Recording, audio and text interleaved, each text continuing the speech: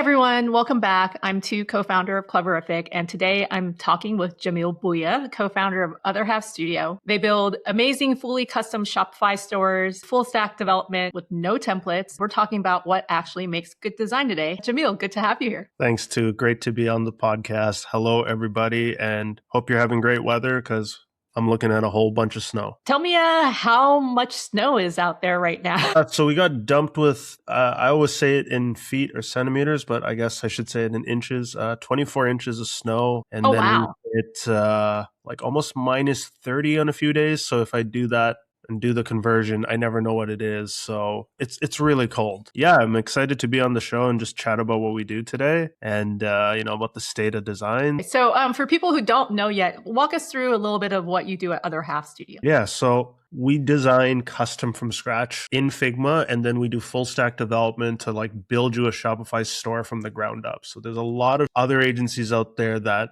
they're great at what they do, but they're developer shops that do front-end CSS styling to a theme, which is great, but a lot of themes are out of the box and they're meant to like span different categories and different stores with, kind of just being a jack of all trades, master of none situation. What we do is we really spend a lot of time on storytelling, UX layouts, building proper UI architecture, even just simple things like reducing page count. Like you don't need a shipping, an FAQ, and a returns page on like 3 different pages. That just creates more possibilities for like consumers to click around, get unfocused, leave the PDP, and eventually bounce off the site. So a huge part of what we do at Otherhalf is really just blending that narrative of storytelling, creativity, using UX layouts to kind of really like optimize the flow and essentially push people down the funnel using a customized site that, blends that user experience with the brand that you've built so hard to create. Amazing. You're really speaking my love language here, creativity and storytelling, like Yeah. more of that all the time, right? Yeah, exactly. I mean, the biggest thing is I always say like people buy from people. It just happens to translate through a screen, like especially in a lot of these brands that are trying to become household names. People put a lot of blood, sweat, and tears into the product, the research, the ideation, the name, even how it's going to be utilized at,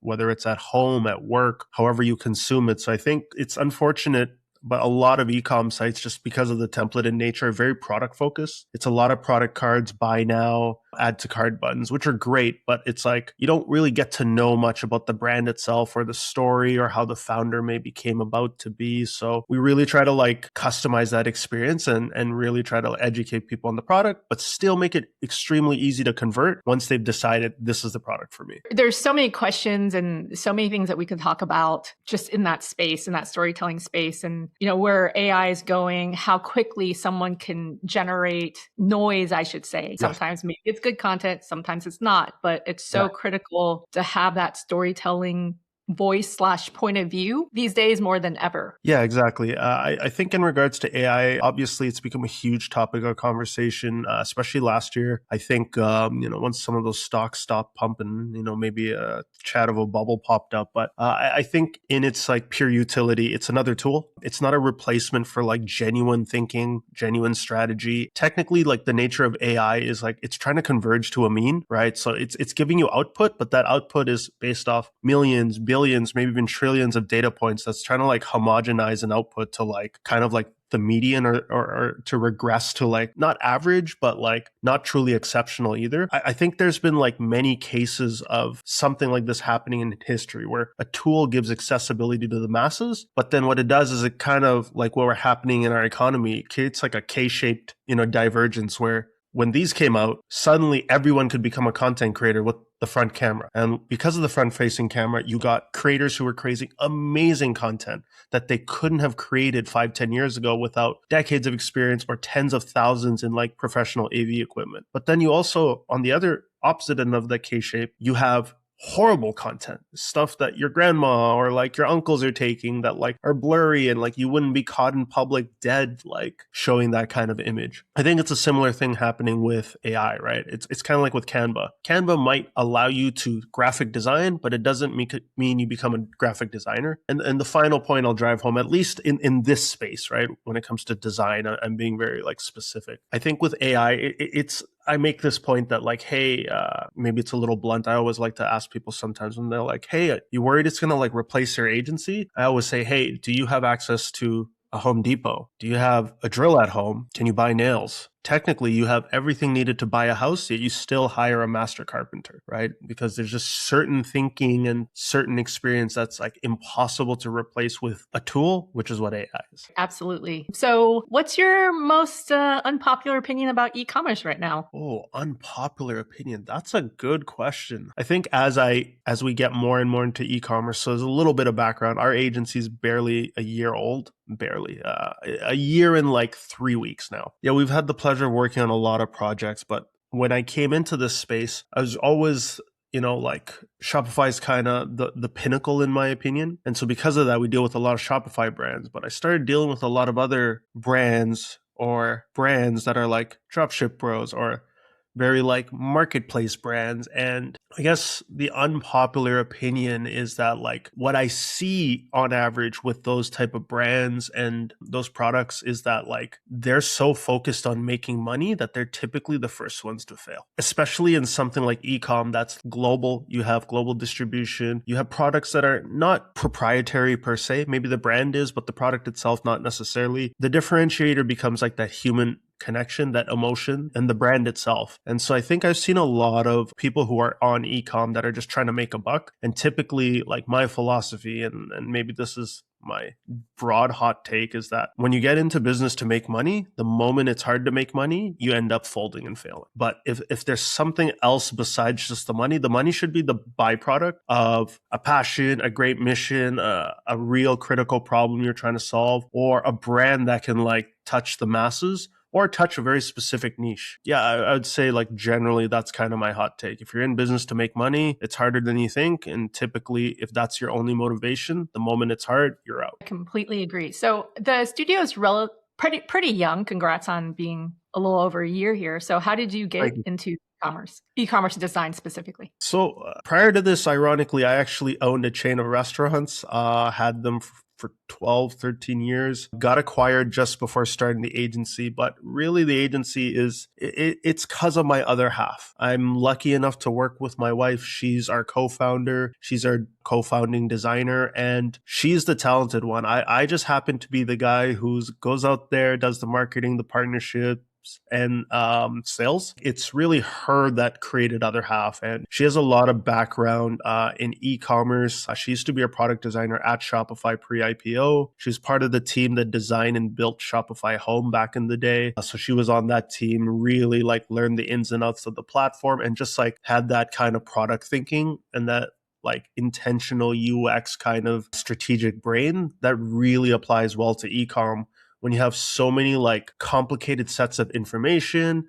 things that are, laid out through type, through video, through photos, through like interactive dynamic states, through menu and various navigation tools. So I think she took that knowledge. We started a Shopify store, a brand called Yellow Beauty. So in 2015, we launched that. Within 6 months, we got into Anthropologie worldwide. We ended up getting into Urban Outfitters, FabFitFun, started retailing in the Middle East and the EU. We became like hands-on operators in the e-com space. Started with e-com, ended up kind of going omni-channel. And then from there, COVID hit. We were always bootstrapped. So like it was great for e-com, but it was also really tough for the bootstrap brands because a lot of institutional capital poured in. Stocks went crazy. No one could shop outside, so everyone was shopping online. The celebrity brands came in. Like I always make a joke, especially in skincare. It's like everyone's grandma started a skincare brand during that time. So it really became tough to compete. Acquisition costs blew through the roof. From there, my wife decided she wants to go back into design, branding. That's like her passion, her bread and butter. So she ended up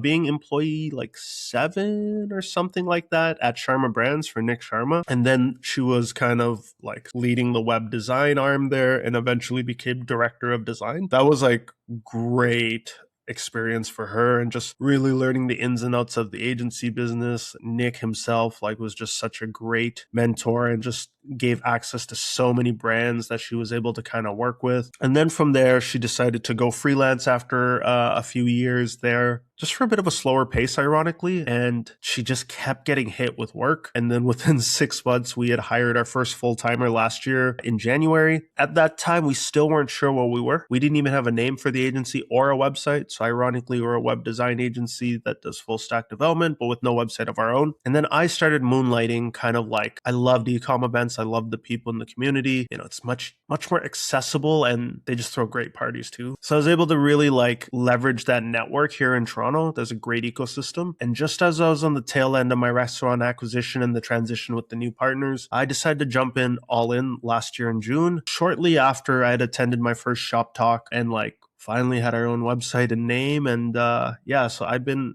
kind of working on this full time since June of last year. Very new on the agency side, very new on the B2B service side, but I have been an operator for close to a decade. It's pretty amazing. We have the progression of our history. I was worked for brands and ran my own agency as well. And fun fact, I think for a long time, I was an agency of one because I wanted to not have to worry about anyone else but myself. And during that time, I don't know that I had a website. Yeah. With you, it's like, oh, so busy on working on someone else's stuff that you never get around to yours. And, when the pipeline's full, that's like the least thing that you have to worry about, right? So Correct. It's exciting. Most people think design is aesthetics. What do you think it's actually doing for a business? I mean, aesthetics is a huge part of it. Don't get me wrong. Aesthetics it's the window to the soul, if you think about it, right? Like the moment you see something, you instantly make judgments. Some of them are wrong. Some of them are not good. Some of them are very emotionally driven. So aesthetics is obviously a huge part of it because like it needs to be scroll stopping or show stopping. And this is not a new principle by any means. The whole concept of window shopping, creating these beautiful retail displays, like this is a tale as old as time. Curb appeal for a new house. All these principles are just streamlined into a new wave or new medium, i.e. e-com. Besides the aesthetics, like it's understanding consumer psychology. It's understanding how to, intertwine copy and how that language actually reinforces the visual aesthetic that's being built. At a lot of agencies that we've seen in the past, this is just a broad comment. There's a lot of great agencies out there that don't do this. You have a lot of like siloed internal teams or positions that are like ping-ponging around a scope of work or a project with no really like central strategized puppet master, so to speak. So your UX researchers going to your copywriter's going to your designer's going to the project manager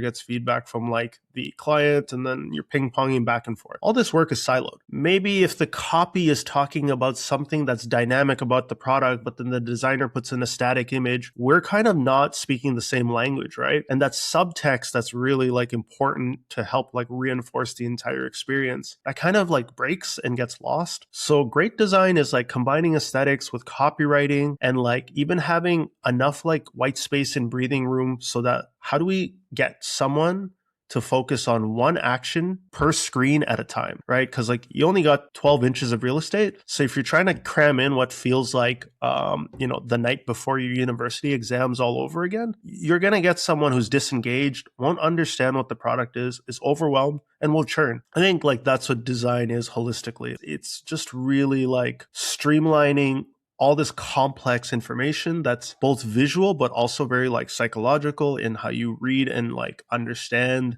about the product. Its job is to kind of holistically push people further down the funnel. Because at the end of the day, average conversion rate's 1%. So what's happening to the other 99? The job is to push them down the funnel so the rest of your e-com marketing strategies at work. Whether it's the post-abandoned cart flows start working, whether it's staying on long enough to warm up your meta pixel to retarget, whether it's watching a video so that you've got a different event firing in the pixel, whatever that case may be, design's job is really essentially in a nutshell in relation to e-com is to push people further down the funnel. So where do you think brands overinvest and underinvest in their business right now when it comes to acquisition and websites and in conversion rates? I think you already used the word right there, acquisition. Brands spend tens of thousands a month on renting traffic every month. They don't own that traffic, they rent it. So if you're going to spend tens of thousands a month, but you don't have an optimized storefront to kind of build that brand equity, that trust, and push people down the funnel, you're burning money on fire. I always find it a bit funny. You're trying to spend so much money on traffic. Sometimes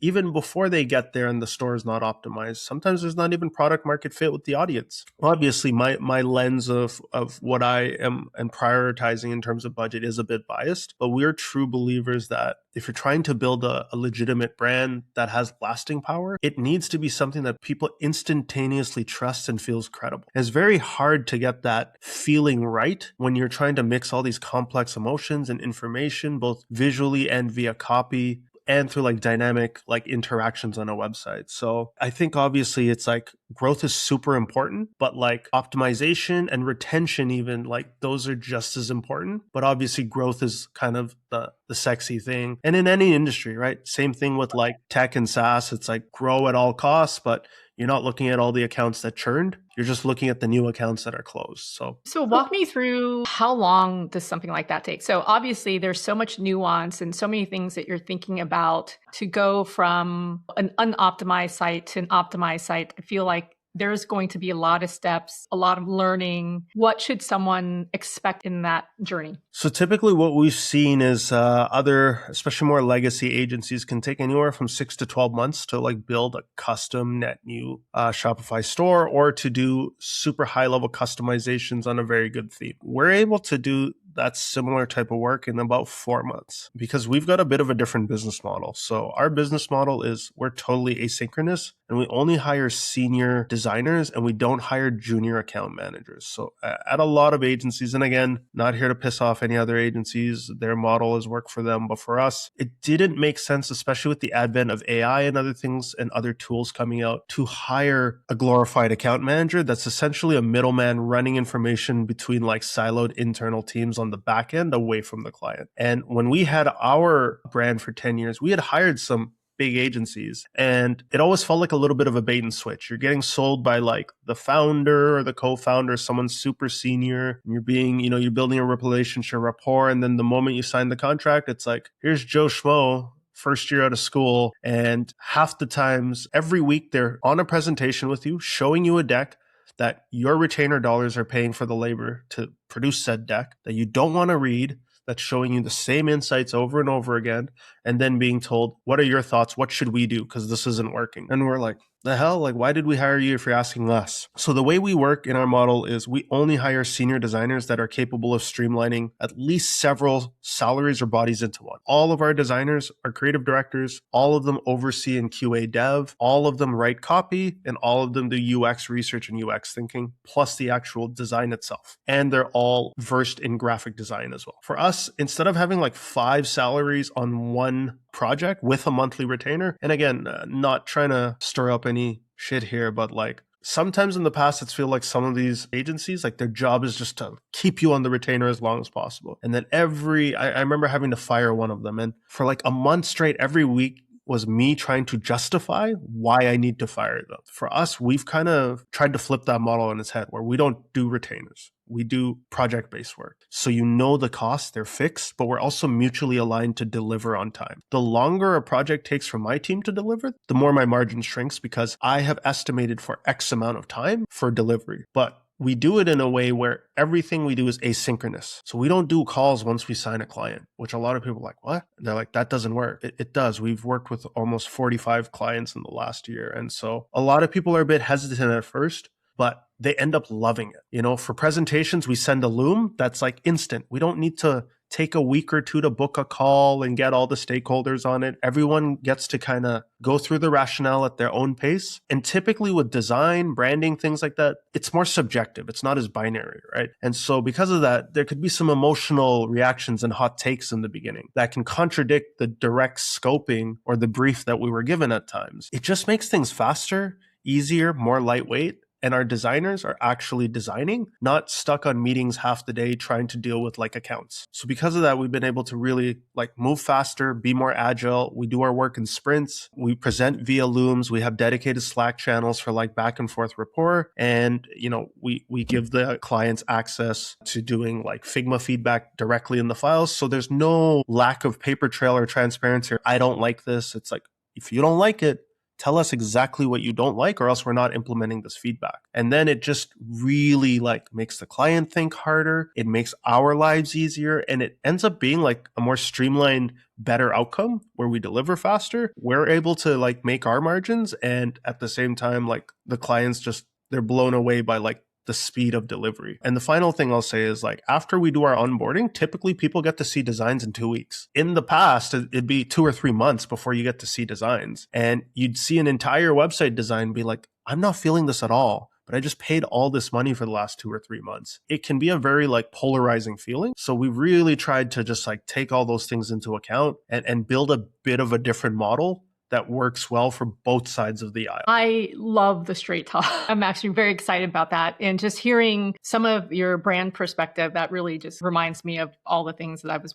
working on way back when. And again, going back to AI has definitely changed things, the pace of things, who produces what kind of content, right? And I think part of it too is everyone thinks that they can move faster. And some people will use templates for this reason, right?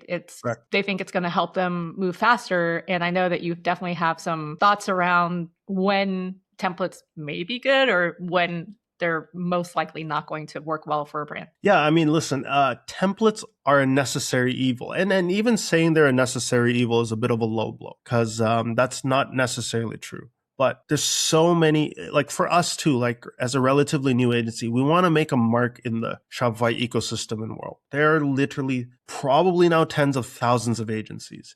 Even at the elite level, like we just got fast tracked to be a Shopify Plus partner in our first year. And I was surprised to learn there's not even 1,000 of them. I could be wrong. And like, is trying to figure out like, how do we differentiate ourselves? Like, why would people want to give their business and trust to us? That's the other thing. As agencies, the biggest currency that we need to build and save is trust. Everything else is noise. It's like, how do I convince someone to basically allow me to dress their child, their baby, right? Like I have to make their baby look better than they could. That's a very emotional problem we're dealing with. Then it has to have functional results. It needs to obviously solve a lot of these merchant pain points, whether it's something like, hey, this, our theme right now, like we have so many SKU counts and we get a lot of one-off like single SKU purchases. How do we increase that? Cool. Okay. It's a bit of an AOV problem. It seems like people are adding to cart quickly. Let's create like a build a bundle section and let's like put it just below the fold on homepage. Let's make it more prominent in like a custom mega navigation and let's like surface that higher up in the navigation so that people go there, and through that let's build some like smart bundling logic to like maybe even like surface different SKUs that they might not have thought of. And that's where like we could potentially use AI. Do I have the exact answer on how this is done? I am nor dev nor designer. I always like to say that as well, but I think it's trying to solve like a business problem and then utilizing design to actually solve it. But you have to like diagnose it first. For us, it's really thinking about those pain points. Or even like we just did a new brand the other day that's like liquid salad, but right away like some of the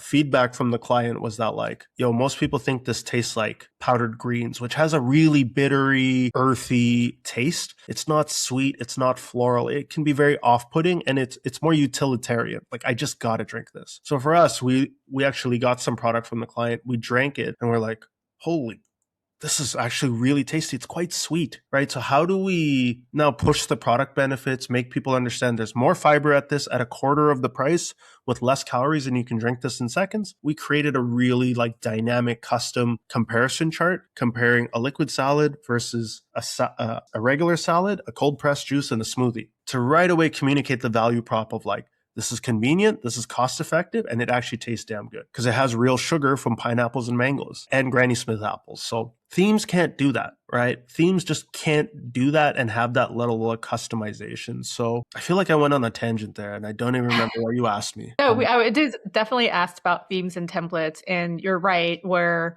when you think about like how you think when the canvas is wide open versus when you use a theme, you're locked into, I need to fill this space and Right. then I need to go fill this other space. And sometimes that works if you're in a hurry, you need to get something up. But if you're talking about, hey, what do I want the customer to experience and how do I relay that in this tiny little area, then it makes sense to start with a blank canvas, right? And really Yeah. think about that problem before you start putting squares in and solving it. Yeah, so I'll use an analogy that that I love to use, and my wife says I'm a man of analogies, and it's true. I am, because when it comes to ecom, I'm an idiot. Like I'm very new to the space. There's a ton I don't know, and I'm playing a lot of catch up. So I need to use analogies in order for it to like click in my brain, but also for me to sometimes make people understand why design's so paramount, and custom design plus obviously the execution of the development. But what I sometimes say is like, you call us when you bought an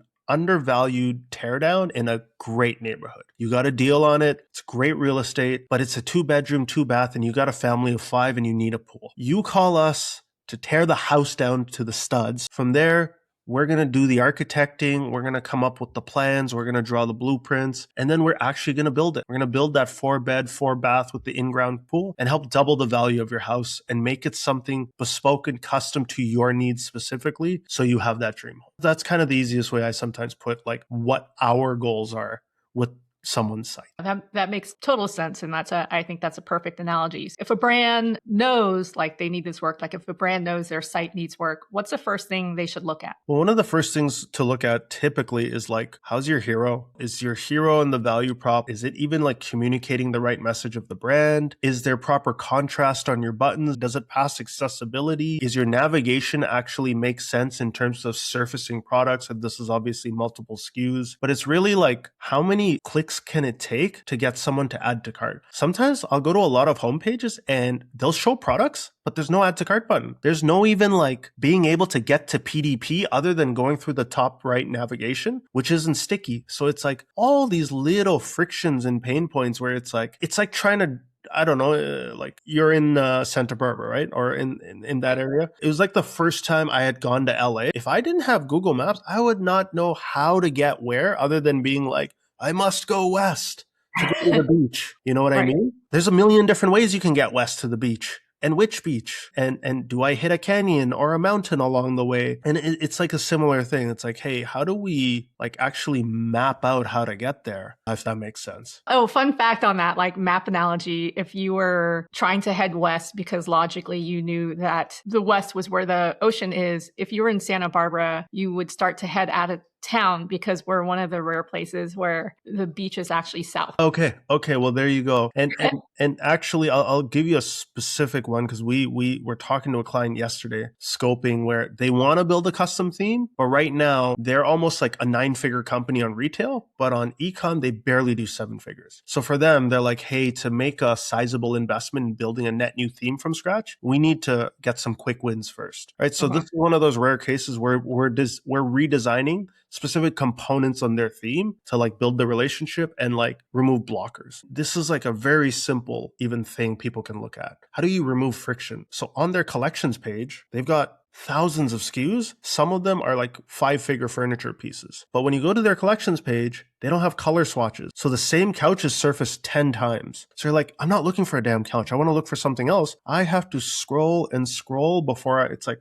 oh, finally a table. Shit, now it's 10 of the same dinner table. I need a side table. So it's just creating friction for consumers. There's just simple conversion principles, which I think I had used in a video that Andrew had filmed, which was like, clarity converts, confusion kills. And so it's like, how do you just reduce decision making and make it easier for people to shop? It sounds simple in nature, but it's quite complex. Absolutely. And so, I think the average site converts at 1%, right? We may have, Right. everyone has this number floating around when they're in e-commerce. And walk me through the math if someone was able to move that just a little bit, like from 1% to 2% with just design and removing friction. Well, I always say for what we do, a strong website is the foundation. From there, 100% you still need to do iterations and what we call now brand CRO. Right? In the past, there's CRO, which was very like, we're going to put you on a retainer and we're going to change this button color and we're going to move this here and we're going to do that. Once we build that strong foundation of trust and we implement all of our hypotheses and thesis on like where we see blockers, we still need to see how your consumer interacts with your product via data. That's still like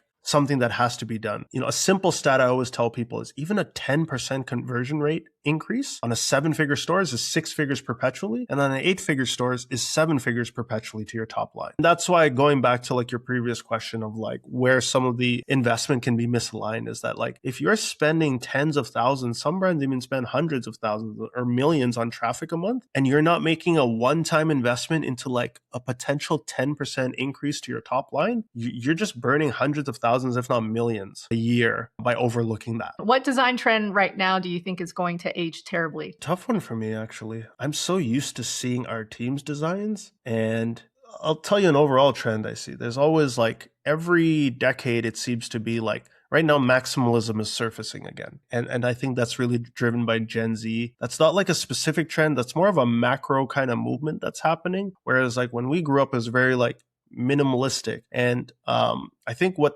that creates is like a lot of going back to that idea of like a K-shaped, it's creating like K-shape aesthetics, right? Where it's like luxe and premium are always been considered very like minimalistic. But now with like the whole shift towards maximalism, we've worked on a couple brands where it's actually been like very loud, lots of colors, lots of shapes. And it's been a bit tricky for us to work with, because how do you like take all this information and like create a clean design system that's scalable? It's not necessarily a trend per se. It's just more of an observation of like, I think in the past, it's like typically like trends were informed by like not the masses, but more by like the elite class. But I think now, because of social media and people's access to information, there's so many different like markets that get catered to. It's interesting to see like who can speak to the masses, but still have like a design system that like can satisfy all those different tastes. But once again, right, like most brands, it's like you want to define your niche and not necessarily spread too wide. So that's something I think about, where it's like, okay, will this trend of maximalism change? And if so, how can we design within like that box to like make it relevant now and hopefully still in the future? Yeah, that's a tough one. I feel like things move so fast, and people's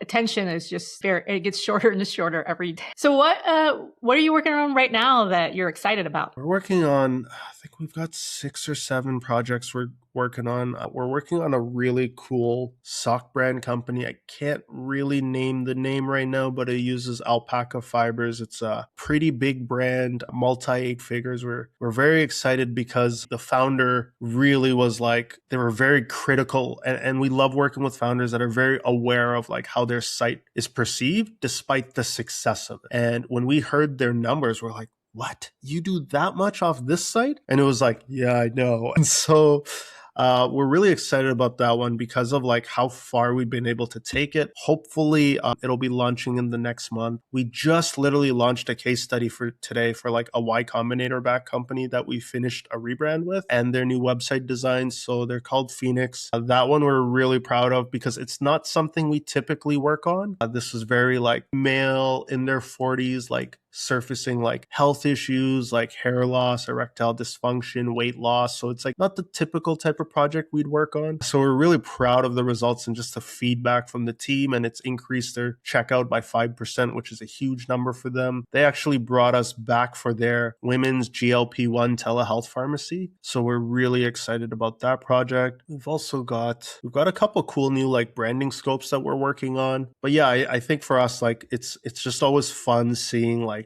a lot of the cool products out there in e-com and some of the things that sell. It's like I definitely now feel my age. I was like, I'm 36 now, and I'm like, what the hell are people buying? Like, what? This is a thing? How much of this are they buying? Millions. Like, holy crap. Like, I would have never done this. So I think that's like sometimes the fun thing is almost a shock factor sometimes. Not specifically of who we're working with, but even just seeing like, you guys are doing this much with this, I think that's really cool. I think that's probably the fun of e-commerce in general is, with our app, we've had people really sell obscure things like band uniforms. You just never think about those things where we're so focused on these traditional brands, right? And there's so much going on out there, and people need to buy things for things that you never even considered, right? It's really a fun space. And speaking of fun, what events are you going to this year, and where can people find you? Gonna be at Etail West Palm Springs, gonna be at Expo West, gonna be at Shop Talk. Also, like in the Toronto area, I'm one of the managing partners of a Shopify ecosystem event called Partner Meetup. People could find us at otherhalf.studio. I'm pretty active on LinkedIn. It's Jamil, Jamil, Bhuya, Bhuya,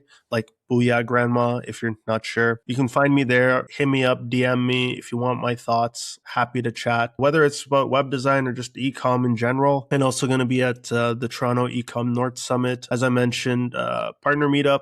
Really excited to have you guys back as a sponsor. So we're going to be also throwing the Shopify Dev Editions after party. We're looking for sponsors there, but Cleverific will be there as well. So I'm stoked to see hopefully yourself and Andrew. And yeah, like you could also slide into my DMs. I'm very happy to chat there too. That's amazing. I'm definitely very excited that we'll have plenty of opportunities to connect again this year. I'm going to be at eTail West, so that's like in a couple of weeks. Definitely we'll have to carve out some time and chat in the cool desert weather. I think it's going to be very nice out there. Have you been? Yeah. I have not been to Palm Springs, been to LA a few times, but not to the desert per se. You'll love it. It'll be amazing. And Jamil, it was really great chatting with you today. And thanks for breaking down all the information on your studio, brands, and what connects to revenue. I feel like another episode sometime in the future is going to be on the books because there's so much more to talk about. Yeah, no, thanks again for having me too. Have a wonderful rest of your day and we'll chat soon again. Thanks. For everyone else, see you next time.